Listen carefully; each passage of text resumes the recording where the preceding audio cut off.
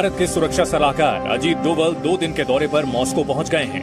डोवल रूस के NSA Nikolai Patrushev के साथ साथ अन्य रूसी अधिकारियों से भी मुलाकात करेंगे। पाकिस्तान यूक्रेन को रूस के खिलाफ लड़ने के लिए असलहा फराहम कर रहा है। यही वजह है कि मॉस्को में होने वाली बैठक से इस्लामाबाद में बेचैनी है। वाकई में इंडिया और पाकिस्तान दोनों की बात करें आज थोड़ी सी, तो इमरान खान साहब ने जो है अभी रिसेंटली जो लाहौर में जलसा किया है उसमें उन्होंने डॉक्टर जयशंकर जो फॉरेन मिनिस्टर है इंडिया के और बड़े लोगों के फेवरेट हैं और मेरे भी बड़े फेवरेट हैं वैसे, तो उनकी बड़ी तारीफ की है और उनकी वीडियो प्ले की है और कहा कि जी रशियन ऑयल के बारे में जब उनसे बात की गई तो उन्होंने कहा जी हम तो लेंगे और कोई हमें डिक्टेशन नहीं दे सकता। इस किस्म 28 तारीख को IMF में मीटिंग होने वाली है जिसके बाद फंड्स रिलीज होंगे पाकिस्तान के लिए। इंटरनेशनल रिलेशंस भी पाकिस्तान के बहुत अच्छे नहीं दिख रहे। GSP प्लस स्टेटस पे बातचीत चल रही है, अभी वहां से कुछ हमें दिख नहीं रहा। अमेरिका की तरफ से बहुत अच्छे फीलर्स नहीं दिख रहे। चाइना से पैसा नहीं आ रहा।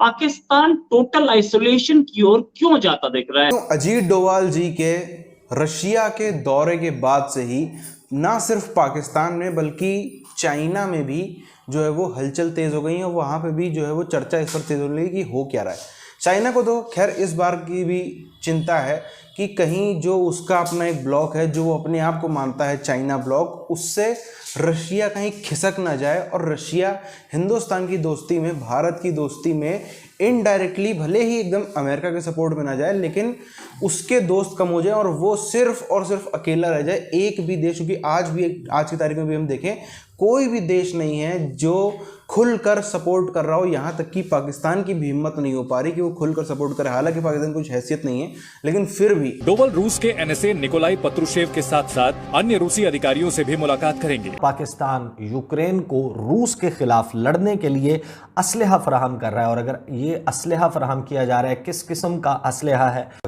इस वक्त सामने आती है, जिस वक्त पाकिस्तान के army chief general Qamar Javed Bajwa वो बरतानिया के दौरे पर मौजूद हैं। कंसर्न ज़रूर है कि क्या पाकिस्तान इमदाद के तौर पर यह सामान भिजवा रहा है। अगर तो पाकिस्तान हेल्प करने के लिए यूक्रेन को यह सामान भिजवा रहा है और इसके एवज कारोबार नहीं है, पैसे नहीं लिए जा रहे, तो फिर तो एक बहुत बड़ा सवाल मौजूद है। इसका मतलब है कि आपने अपने आप को यूक्रेन के साथ नत्थी कर दिया है, इस कॉन्फ्लिक्ट में आप साइड कर रहे हैं यूक्रेन के साथ और अगर वो आपसे वेपन्स परचेज कर रहे हैं। वैसे तालिबान का रवैया अभी खुले तौर पर भारत विरोध नहीं है, लेकिन भारत जानता है कि ISI के इशारे पर चलने वाले तालिबान पर भरोसा करना संभव नहीं है। तालिबानी सरकार में हक्कानी नेटवर्क के मंत्री हैं। हक्कानी नेटवर्क काबुल में भारतीय दूतावास पर हमले में शामिल था।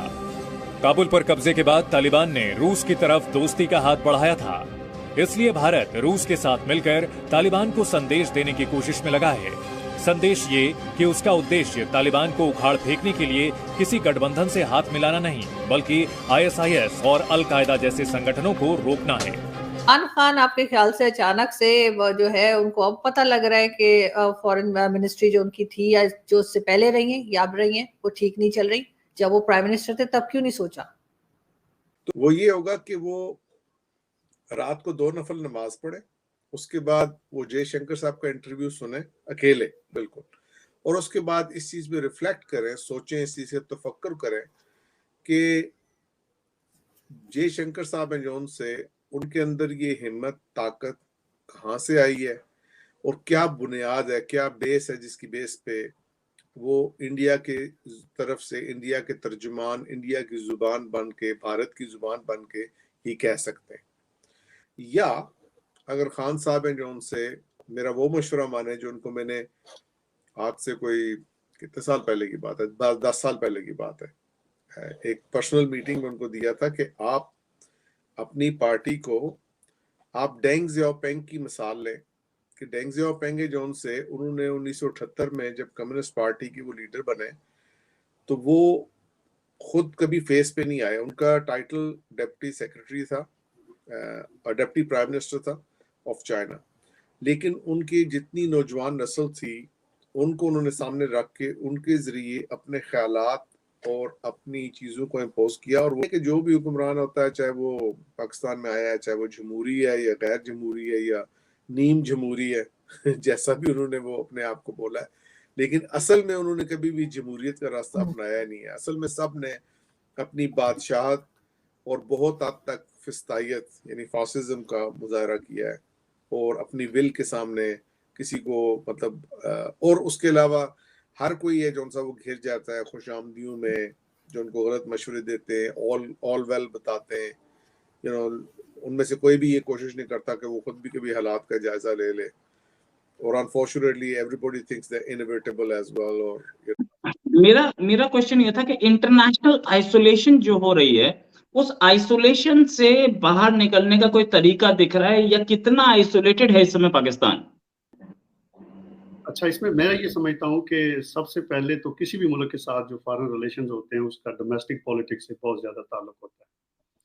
खास तौर पे डोमेस्टिक पॉलिटिक्स में स्टेबिलिटी आए, डेमोक्रेसी चलती रहे, और अगर उसमें प्रॉब्लम आ रही है तो फॉरेन कंट्रीज थोड़ी सी हेजिटेंट होती हैं, रिलक्टेंट होती हैं उनके साथ, चाहे वो किसी तरह के भी रिलेशंस हो। डिप्लोमेटिक रिलेशंस तो चलते रहते हैं, वो तो इतना ज़्यादा अफेक्ट नहीं होते।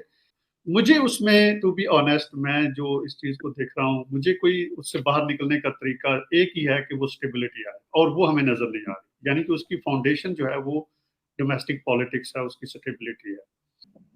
लेकिन वो जो आगे लोग, उनके आगे जिन्होंने अकाउंटेबल होना है, वो अकाउंटेबल नहीं हो पा रहे, जिसके नतीजे में ये टेररिज्म और इस तरह की चीज़ें पैदा होती हैं। और उसमें समहाउ मेरा ये भी ख्याल है कि शायद पॉलिटिशियंस भी उनको, जो रेडिकल फोर्सेस हैं जिसकी वजह से पाकिस्तान बनाया गया था, जिसको हम टू नेशन थ्योरी कहते हैं, उसी को वो भी इस्तेमाल करते हैं उन रिलीजियस फोर्सेस को अपना वोट बैंक बढ़ाने के लिए। 28 तारीख को IMF में मीटिंग होने वाली है, जिसके बाद फंड्स रिलीज होंगे पाकिस्तान के लिए। इंटरनेशनल रिलेशंस भी पाकिस्तान के बहुत अच्छे नहीं दिख रहे। GSP प्लस स्टेटस पे बातचीत चल रही है अभी, वहां से कुछ हमें दिख नहीं रहा। अमेरिका की तरफ से बहुत अच्छे फीलर्स नहीं दिख रहे, चाइना से पैसा नहीं आ रहा। पाकिस्तान टोटल आइसोलेशन की ओर क्यों जाता दिख रहा है एहसान साहब? तो उस हवाले से और ये एक साइकिल है कि वो बार बार जब गवर्नमेंट चेंज होती है, वो उसको हम अकाउंटेबल नहीं कर सकते, तो अकाउंटेबिलिटी का उसके अंदर बहुत बड़ा एलिमेंट होता है कि उसमें कोई अकाउंटेबल नहीं है। गवर्नमेंट तो आएगी तो चली जाएगी, अब रियासत है उसके अंदर। टेरर इतनी प्रॉब्लम दे रहा है पाकिस्तान को कि उसकी इंटरनेशनल इमेज खराब हो रही है, पैसा नहीं आ रहा, तो इस टेरर को प्यार से संभाल के क्यों रखा हुआ है पाकिस्तान ने? क्या पाकिस्तान टेरर से छुटकारा नहीं पा रहा? इसमें आप उसमें से कंपनी की एक मिसाल ले लेते हैं कि कंपनी के अंदर अगर सीईओ बार बार बदलते रहें तो आप तो कंपनी को पकड़ेंगे, तो वो जो बाद में आएंगे वो कहेंगे मैं तो था ही नहीं उस वक्त। और स्टेट थोड़ी सी डिफरेंट तरह की कंपनी है, क्योंकि इसमें सोवरेनिटी का एलिमेंट भी शामिल है। तो सोवरेनिटी के एलिमेंट में आप फिर उन लोगों तक नहीं पहुंच पाते जिन्होंने उसके अंदर करप्शन की होती है, या तो कोई ऐसा इंटरनेशनल लॉ के अंदर कोई एक इनोवेशन हो जाए कि वो उन लोगों तक पहुंचा जाए कि जिन लोगों ने वो पैसे। मतलब मेरा हिंदुस्तान असल में गेम खेल रहा है काफ़ी आगे की। चलो चाइना वाइना तो एक बार को अंदाज़ा भी लगा सकते हैं इंडिया किस लेवल पे जाने की सोच रहा है, लेकिन पाकिस्तानियों के लिए ये नामुमकिन सा साबित हो जाता है। अब कई लोग कमेंट करते हैं कि इतने समय से मैं सुन रहा हूँ, इतने समय से देख रहा हूँ, इतने समय से खबरें आ रही हैं कि पाकिस्तान बर्बाद होगा, कब बर्बाद होगा। तो इसमें दो चीज़ें हैं। पहली चीज़ तो ये है, पाकिस्तान उस बच्चे की तरीके है जिसका अगर यदि महीने की 5 तारीख को एग्ज़ाम हो तो वो 4 तारीख की सुबह तक भी वो एकदम टेंशन फ्री के होके घूमता है, और उसको देखकर बाकी लोग सोचते हैं लो लग रहा है इसकी पढ़ाई बहुत अच्छी है, लग रहा है इसने बहुत ज़्यादा साल भर में पढ़ाई कर रखी तभी इतना टेंशन फ्री घूम रहा है। लेकिन ऐसा होता नहीं। वो इतना गैर जिम्मेदार और इतना नालायक किस्म का बच्चा होता है जो एग्ज़ाम की एक रात पहले ही थोड़ा टेंशन में आता है, थोड़ा उसको समझ में आता है क्या है, और एग्ज़ाम देते वक्त वो बेचारा रोता रहता है और बाद में वो फेल होकर निकलता है। यही चीज़ पाकिस्तानियों के साथ में। ये अभी 6 महीने बाद या 3 महीने बाद इनकी क्या दुर्गति होने वाली है, इनके किसी भी नेता के चेहरे पे, ना ही इनकी पब्लिक के चेहरे पे आपको नज़र आएगा, क्योंकि इनके हिसाब से वही सोच ऐसी है इनकी कि इनको आज के बाद का कुछ भी नज़र ही नहीं आता है। आज कमा खा लिया, हो गई लाइफ सेट। तो और नेता वैसे भी इनकी खूब दबा के कमा खा रहे हैं, इसलिए उनके चेहरे पे क्यों होगा, वो तो भाग जाएंगे। नेताओं को कोई दिक्कत होगी भी नहीं, ना फौज को होगी, ना इनके जो बड़े बड़े बिजनेसमैन हैं उनको होगी। जो मेन पाकिस्तानी है, जो आम आदमी पाकिस्तान का, उसको दिक्कत होगी, और वो दिक्कत होना भी चालू हो रही है। पहली चीज़ तो ये है कि वो उनके इतने वो नालायक किस्म के हैं कि वो दिखता नहीं उनके चेहरे पे कि वो बर्बादी की तरफ जा रहे हैं। दूसरी चीज़ ये भी है कि एक थोड़ी गलत सी डेफिनेशन हम सब हिंदुस्तानियों के मन में है तबाही की। श्रीलंका से हमने 2-4 फोटोज क्या देख ली कि वहां पे बाकायदा पब्लिक एकदम पागल हो गई, वो 2-4 दिन हुआ। उसके बाद अब क्या श्रीलंका में रोज वही हो रहा है? क्या आज श्रीलंका में वो हो रहा है? क्या सुबह सुबह शाम दोपहरी हर टाइम श्रीलंका में वही सब हो रहा है कि पब्लिक निकल रही है, तोड़ फोड़ कर रही है, आग जला रही है, प्रेसिडेंट हाउस पे कब्जा कर रही है? ऐसा नहीं है।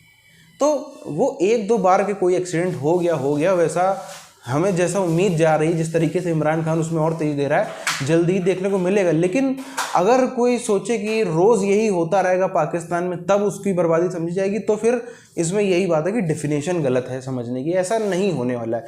जितने भी बर्बाद देश का मतलब क्या होता है? बर्बाद देश का मतलब होता है जो महंगाई है वो ताबड़तोड़ बढ़ने लगती है, जो लॉ एंड ऑर्डर है सरकार के हाथ से निकल जाता है, जो हर 10-10, 20-20, 50-50 किलोमीटर का एक प्रधानमंत्री हो जाता है, जितने भी सिस्टम चलते हैं, जो कुछ भी होता है उससे मर्जी से होता है, उसी को टैक्स दो, उसी के मर्जी से जियोगे, उसी के मर्जी से मरोगे, ये सिचुएशन हो जाती। कभी भी कोई भी मर जाता है, ये होता है बर्बादी का मतलब। अफगानिस्तान भी यही बर्बादी है। अफगानिस्तान का मतलब ये नहीं कि वहाँ पर लोग एक दूसरे का सर तन से जुदा कर रहे हो, या सीरिया, लीबिया, कहीं भी ऐसा नहीं होता। बस होता यही है कि हर 10-10 किलोमीटर का एक प्रधानमंत्री जो है वो बन जाता है। जो छत्रप हैं, जो स्थानीय मजबूत लोग हैं, वो ज़्यादा मजबूत हो जाता है। जो मेन केंद्रीय सरकार है या फिर वहाँ की मिलिट्री, वो कमज़ोर होती है। बस इतना होता है बर्बादी का मतलब।